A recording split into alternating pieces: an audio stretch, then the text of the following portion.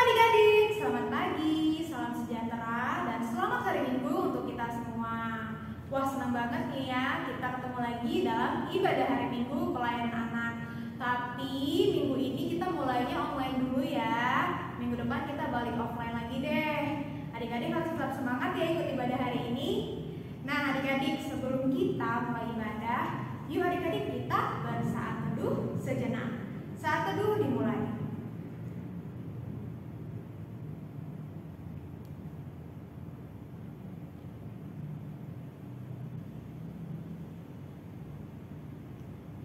Saat teduh selesai, yuk adik-adik kita berdiri dengan sukacita. Kita akan bernyanyi memuji nama Tuhan dengan menaikkan pujian dari Kidung Ceria nomor 12, bait yang pertama dan kedua. Kidung Ceria nomor 12 kita nyanyikan 2 bait ya, 1 dan 2.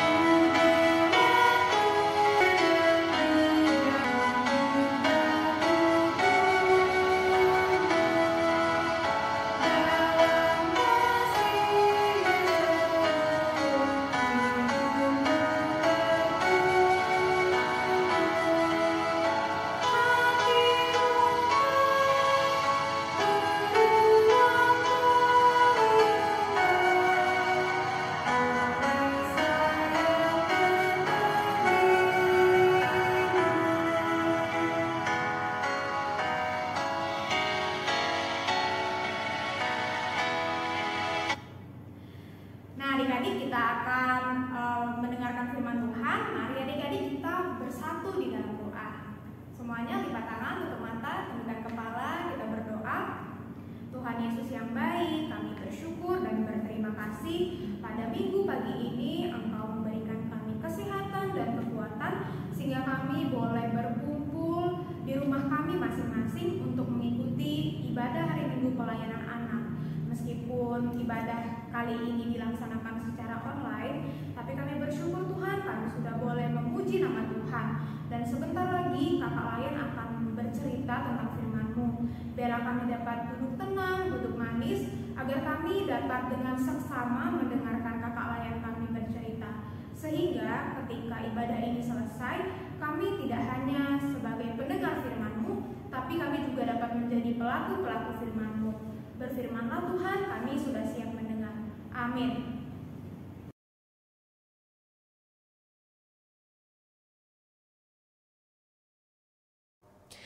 Baik adik-adik, kita akan masuk ke dalam pelayanan firman Tuhan. Mari adik-adik persiapkan Alkitabnya dari 2 Korintus 8 ayat 1 sampai 7. Kakak ulangi sekali lagi, 2 Korintus 8 ayat 1 sampai 7.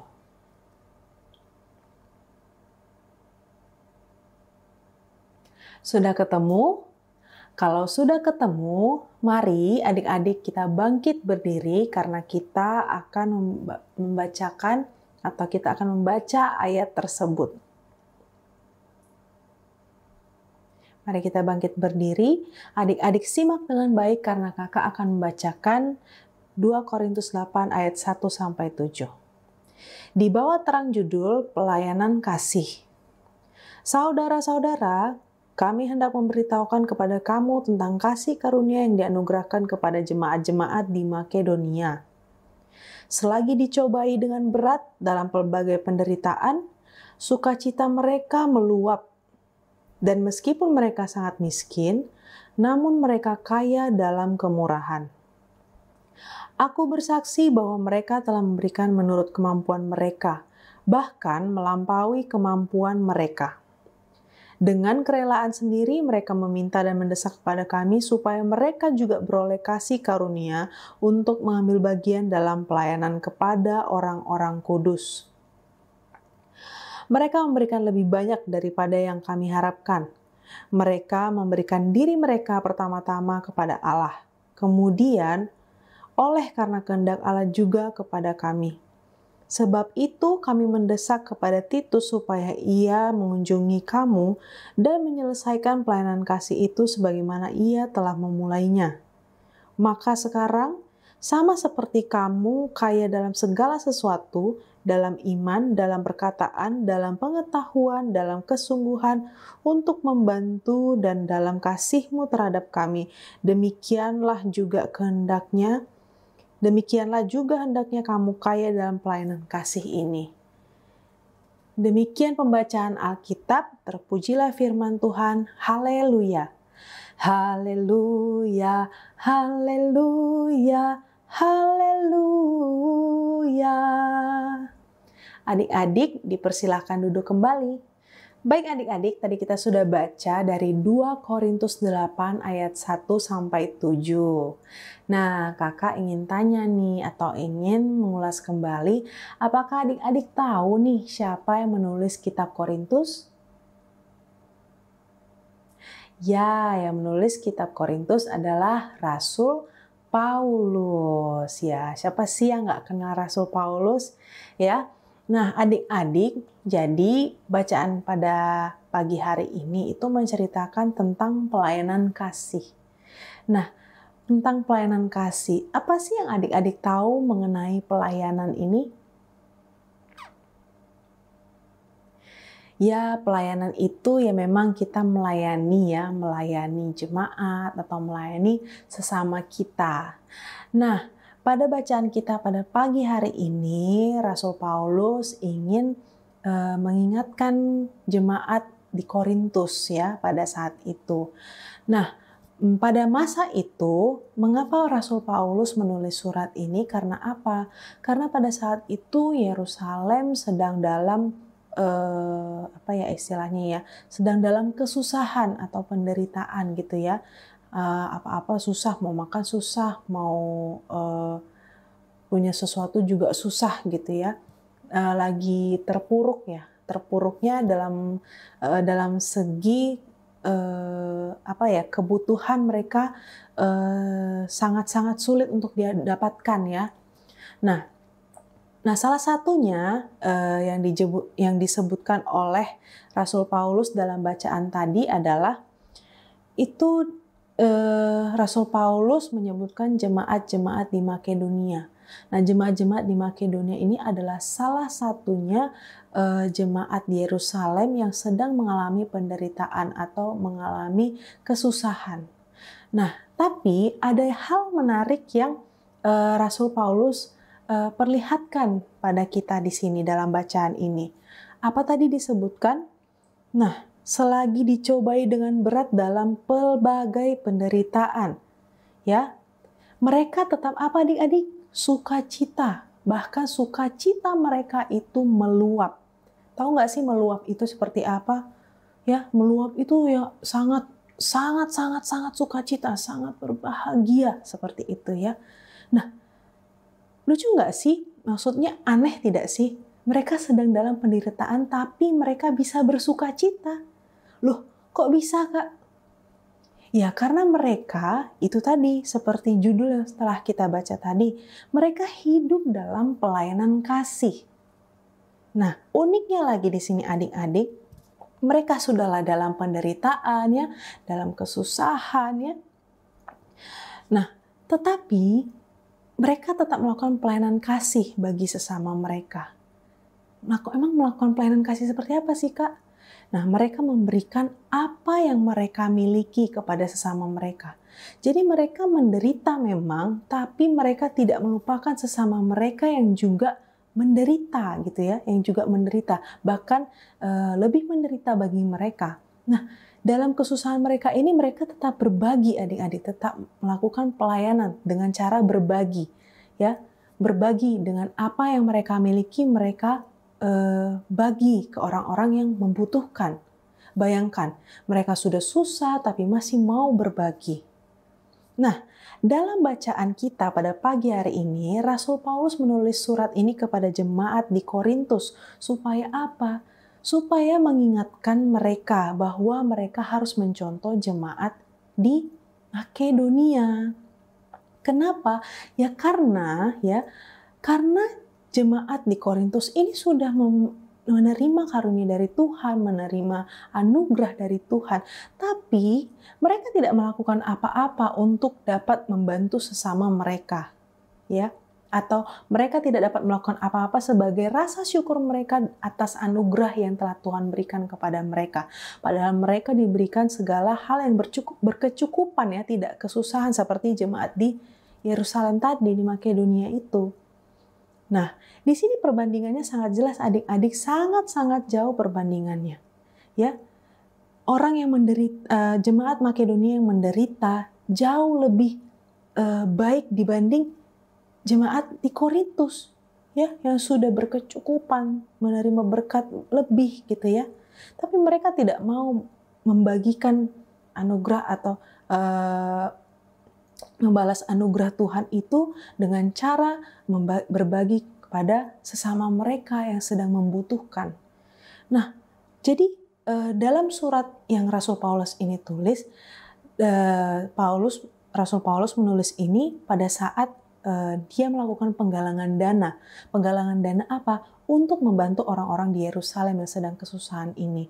Nah, dia menulis surat kepada jemaat di Korintus supaya jemaat di Korintus ini, ayolah, jangan kalian sudah menerima anugerah dari Tuhan, tapi kalian tidak bisa membantu sesama kalian sendiri gitu ya. Dan mereka sangat membutuhkan itu. Coba lihat jemaat di Makedonia. Mereka sudah susah tapi mereka masih mau berbagi gitu ya.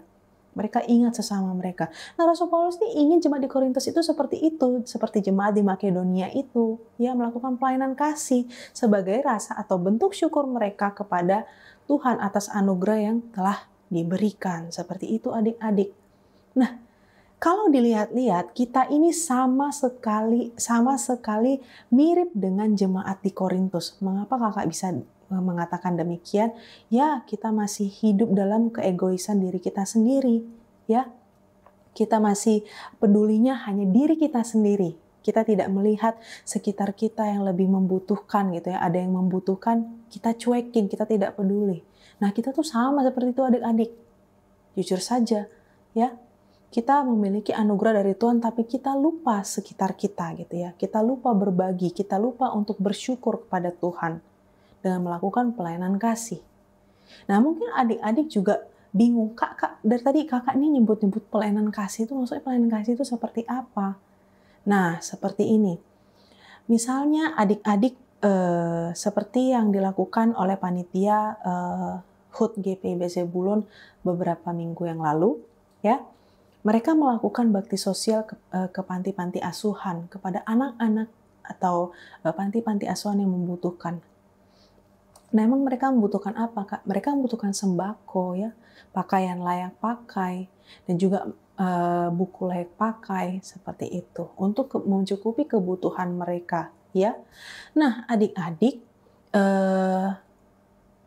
melalui tangan-tangan jemaat yang merasa sudah mensyukuri anugerah Tuhan yang telah Tuhan berikan kepada mereka, ya, jemaat-jemaat dengan sukacita mengumpulkan atau memberikan apa yang mereka punya, ya, bisa berupa pakaian, buku layak pakai, ya, atau berupa sembako yang sudah kita bentukkan dalam sebuah paket yang berjumlah 150.000. Nah, itu merupakan sembako untuk kita berikan kepada mereka gitu ya. Nah, dan kita juga memberikannya itu juga bukan yang terpaksa ya adik-adik, tetapi dengan penuh sukacita. Nah, seperti itu. Mengapa kakak bilang seperti itu? Karena coba adik-adik bayangkan ketika adik-adik diberi sesuatu oleh orang, tapi dengan dalam keadaan terpaksa, bagaimana perasaan adik-adik? Pasti adik-adik, ih apaan sih ngasih tapi kok nggak ikhlas gitu? Ih apaan sih ngasih tapi kok marah-marah gitu ya? Nah, kita juga dalam memberi atau berbagi itu tidak boleh dengan secara terpaksa adik-adik, tapi harus penuh sukacita, tulus, ikhlas gitu ya. Sehingga, mengapa perlu demikian? Sehingga yang menerima berkat dari kita itu atau pemberian dari kita itu, mereka merasa terberkati dan juga sukacita adik-adik menerimanya. Mereka senang gitu ya. Kita memberikan dengan ikhlas, tulus, dengan penuh sukacita. Nah, seperti itu adik-adik. Nah, adik-adik juga tidak mau dong diberikan sesuatu tapi dengan marah-marah atau secara terpaksa atau tidak ikhlas gitu ya. Gak mungkin dong.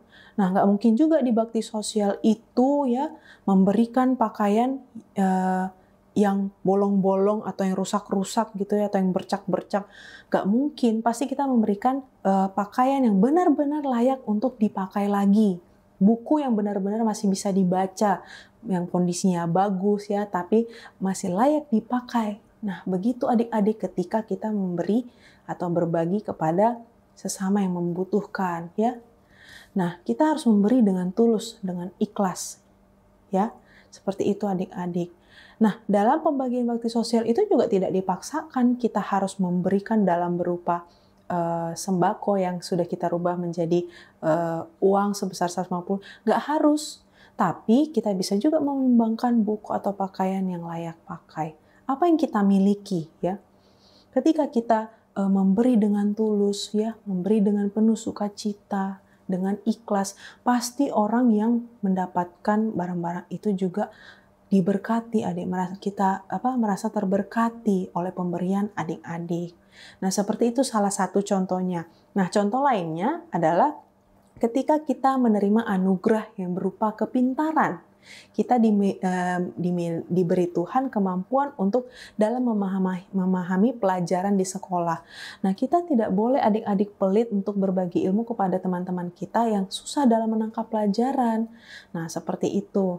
Nah, kita ajari teman kita dengan baik sampai mereka mengerti. Jangan mengajari dengan marah-marah. Itu berarti adik-adik tidak ikhlas. Jangan mengajari dengan, ini aja nggak bisa, masa nggak ngerti sih udah diajarin. Jangan begitu. Itu namanya adik-adik terpaksa melakukan sesuatu atau tidak ikhlas melakukan sesuatu.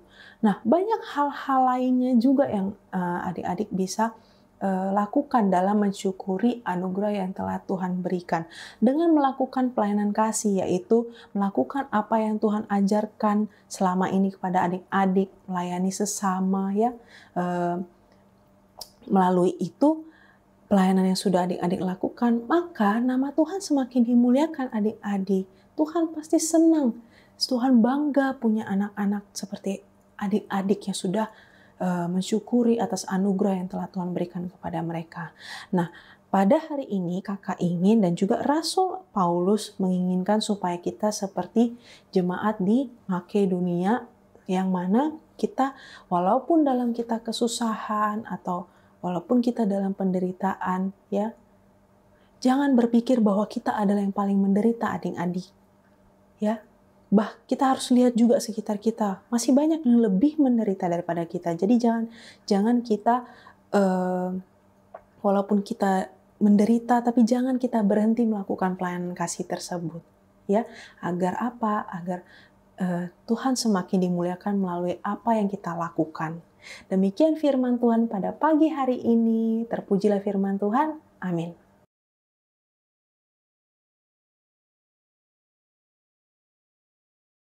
Nah, adik-adik, kita tadi sudah dengarkan firman Tuhan ya.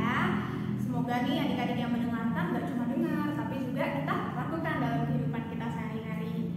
Baiklah, kita akan merespon firman Tuhan dan juga mengumpulkan persembahan. Tapi kita juga sambil menyanyikan lagu dari Kidung Ceria nomor 122. Kita nyanyikan bait pertama dan bait kedua ya.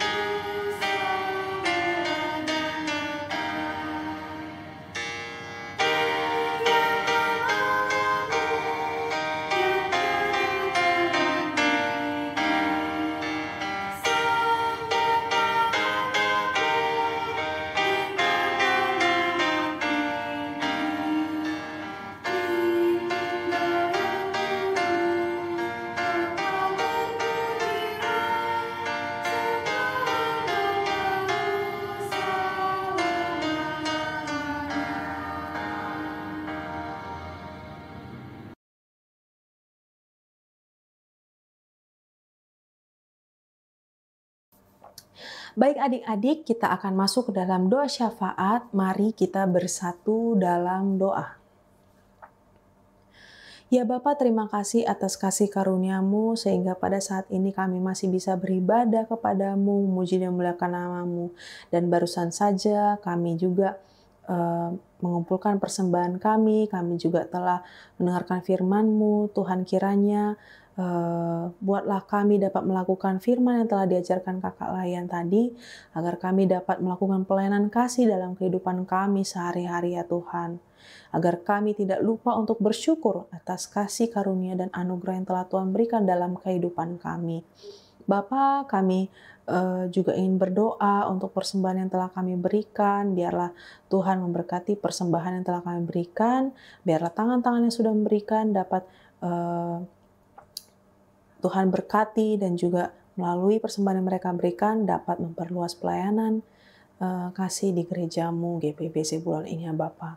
Bapa, kami juga ingin berdoa untuk bangsa dan negara kami.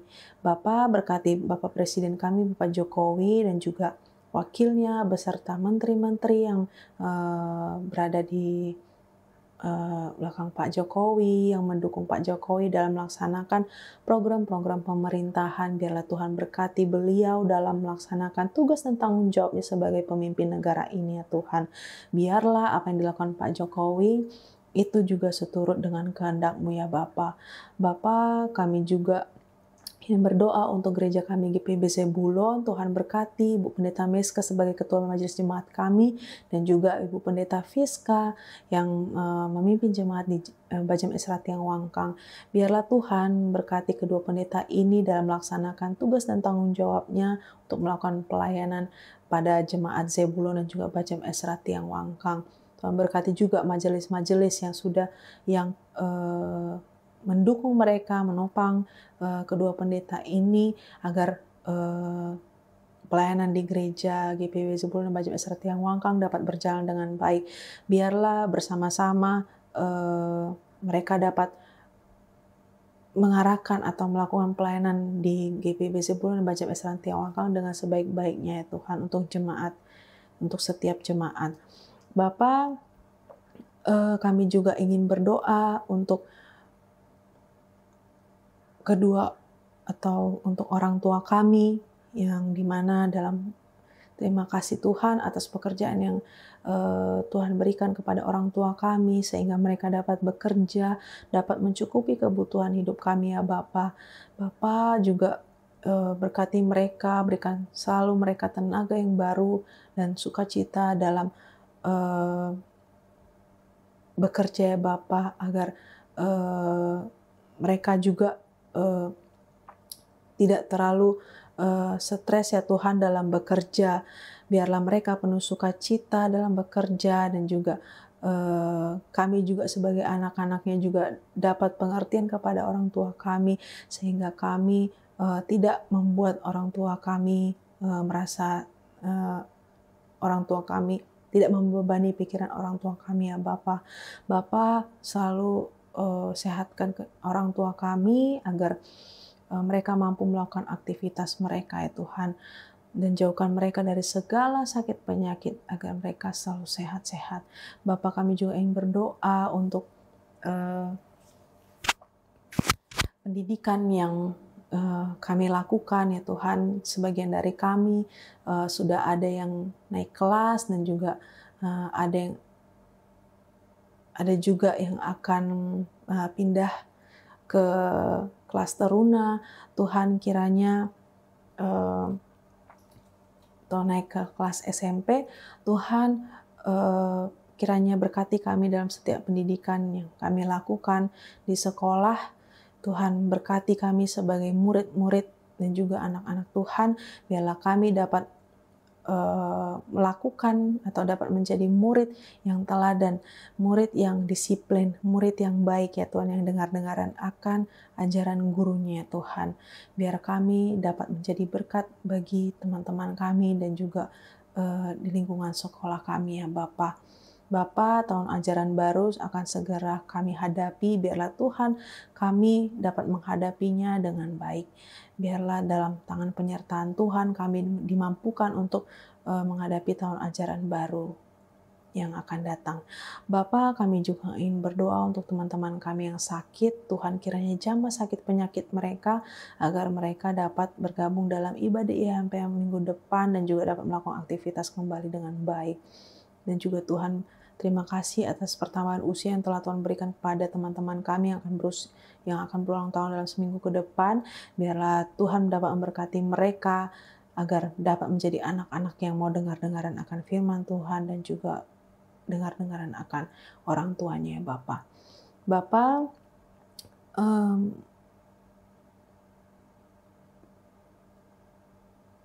inilah doa yang hendak ingin kami sampaikan. Kami biarlah kurang lebihnya Tuhan yang jauh lebih tahu apa yang kami butuhkan, apa yang pantas kami dapatkan. Biarlah semua doa yang kami panjatkan ini hanya bisa terjadi atas kehendak-Mu ya Bapa. Inilah doa kami Tuhan Yesus yang kami alaskan hanya dalam Tuhan Yesus Kristus yang telah mengajarkan kami berdoa bersama. Bapa kami yang di sorga, dikuduskanlah nama-Mu. Datanglah kerajaan-Mu, jadilah kehendak-Mu di bumi seperti sorga. Berikanlah kami pada hari ini makanan kami yang secukupnya, dan ampunilah kami akan kesalahan kami, seperti kami juga mengampuni orang yang bersalah pada kami. Dan jangan membawa kami ke dalam cobaan, tapi lepaskanlah kami daripada yang jahat. Karena Engkau yang punya kerajaan, dan kuasa, dan kemuliaan sampai selama-lamanya. Bapa, terima kasih. Bapa, terima kasih.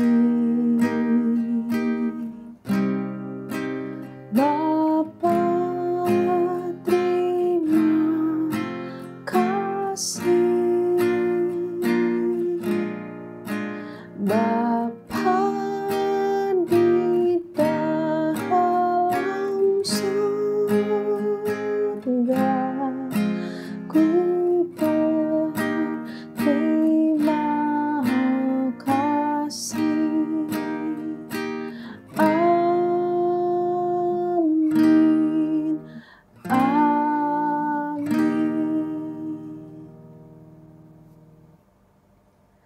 Ibadah selesai. Selamat hari Minggu adik-adik. Shalom. Sampai jumpa dalam ibadah IHMPA minggu depan.